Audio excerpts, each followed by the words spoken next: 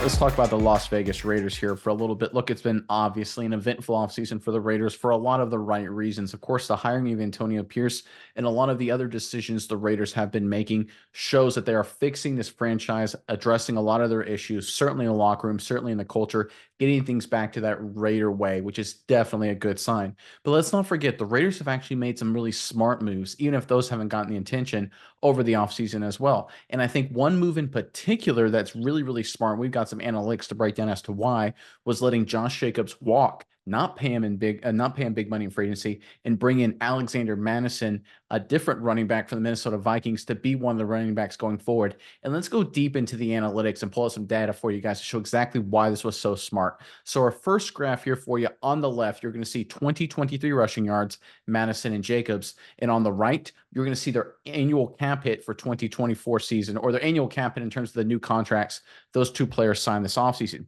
As you can see, as we all know, Mattison isn't as good as Jacobs, wasn't as productive, but he's not that far behind. Maybe he's about 80%, 75% of Josh Jacobs.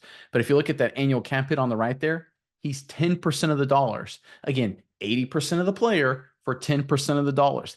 That's a steal. Let's go into our next graph real quick. And just in case you guys aren't big believers in rushing yards, let's go PFF grade. Again, on the left, you have Mattison. On the right, you have Josh Jacobs. Mattison, very close to Josh Jacobs. Again, not as good. We all get that. Jacobs is a heck of a player. Right there, it looks like he's about 85, 90% as good as Josh Jacobs. For, again, on the right, 10% of the price. You notice the theme here. The Raiders are getting a guy in Mattison 80, 90, 85% as productive, as good as Josh Jacobs, for 10% of the price.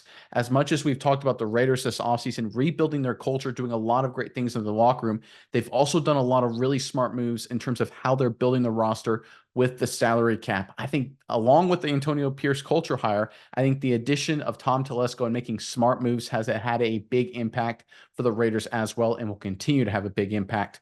Miles, I'm curious what your thoughts are on this. But first, Raider Nation, in the comment section below, as we're getting closer to the NFL draft, obviously everyone's interested to see if the Raiders will trade up and maybe draft a quarterback. But if they don't go quarterback, what other position do you want the Raiders to address with their first round pick? A lot of interesting options, a lot of different ways to go. Curious what you guys have to say. So again, quarterback excluded. What position do you want the Raiders to address with their first round pick? And put it in the comment section below.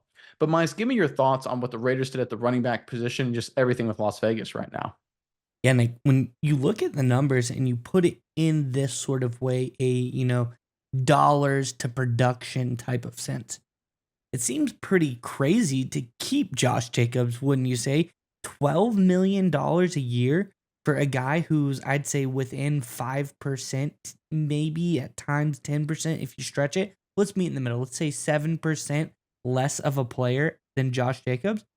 That's just absolutely insane to want to do that. I think, paying $10 million more a year for a guy is for 5% more production. That does not seem like a great deal. That does not seem like money well spent, especially in the running back position of all positions in the National Football League. That's the one that you need these steals the most because of how fast a running back can fall off, because of how, quite frankly, interchangeable even the best of running backs are in this day and age. You can seemingly get a new running back every season out of the draft that will perform admirably. They'll be just fine. It may not have quite this superstar edge. Maybe you lose 5% production if you get a guy out of the draft. But quite frankly, they are a dime a dozen nowadays. It's just the facts of the sport.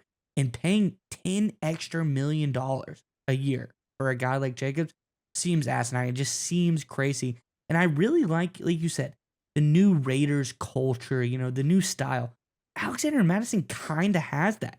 He seems like a little bit of a harder runner, especially last season, than Josh Jacobs, especially if you look at the yards after contact per attempt.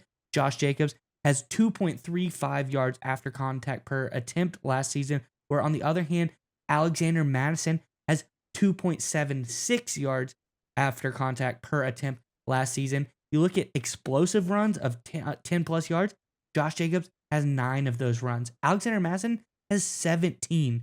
So he is the home run hitter. He is a more explosive runner, and he runs harder. He gets more yards after contact. On top of that, then the final thing you want to look for in the running back is forcing missed tackles. Josh Jacobs forced 28 missed tackles last season to Alexander Madison's 37 forced missed tackles.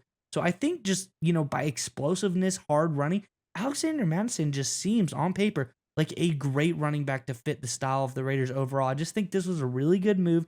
And as you said, Tom Telesco needs to be given as much credit as Antonio Pierce here for coming in and making these, wheeling, dealing, steals of deals for the Raiders to keep this team going forward. Data brokers sell your information to scammers, spammers, and anyone else who may want to target you. Your full name, email, home address, health records, even your relatives. It's all out there. That's why we use Aura, the sponsor of today's video.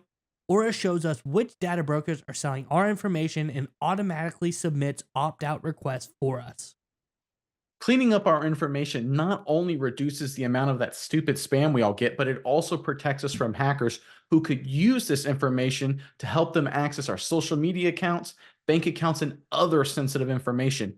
Aura also does much more to protect us and our families from online threats. We also get features like antivirus protection, VPNs, password management, parental controls, identity theft insurance, and more without having to download several different apps. That's really key. One location, get all this great stuff.